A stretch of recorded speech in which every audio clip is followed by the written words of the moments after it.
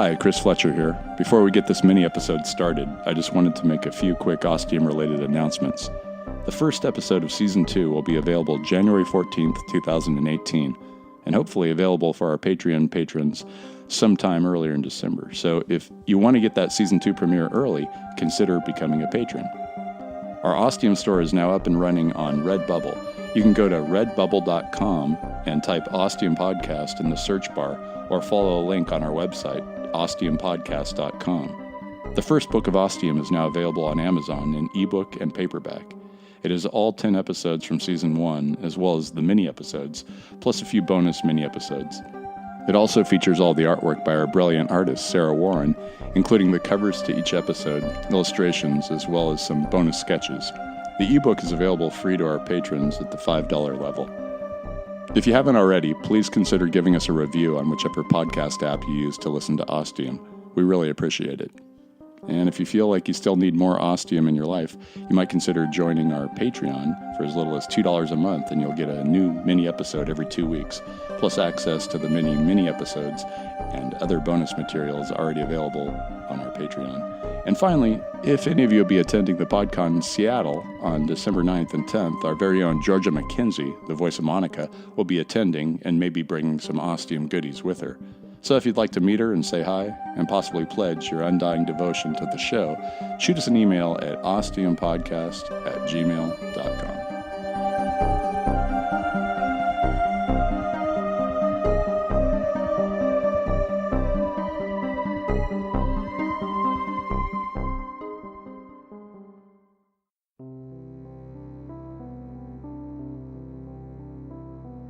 Hi, this is Alex C. Talander, creator and writer for the Ostium Podcast, and welcome to a 4-part series called 10 Questions, where each member of Team Ostium gets to ask and answer the same 10 interview questions.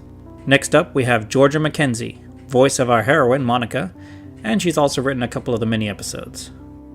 How did you first get involved with the Ostium Podcast? I first got involved with Ostium because the writer, creator of the show, Alex Talander, is a friend of mine, so he contacted me and asked me if I would be interested in voicing a character. Sure, because why not? What's your role with the Ostium Podcast? My role is Monica, and sometimes I write for the podcast, some of the mini episodes. Once in a blue moon, I do some audio work for it. What do you like most about what you do? I like getting into the character. I like doing the voiceover work. It's one of my favorite things. I also like the fine art of writing. Is there anything you don't like about it? I can't really think of anything. I enjoy the whole process of creating a podcast, of getting into the story. I like writing the story. I like trying to give voice to the characters. So for me, it's all good. What equipment do you use? Adobe Audition for recording and a blue microphone. Which one is this? I believe it is the blue Snowball microphone. It's a heck of a lot easier than shooting video, which is also what I do. Would you like to be doing something more with the podcast? More of them. I want to see where the story goes. I'd like to know what's going on in Monica's pretty little head. So, that's more of the more. What do you like to do for fun? Fairly nerdy person, so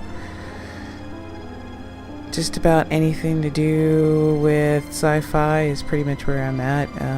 Movies, and play video games, write stories, film stories.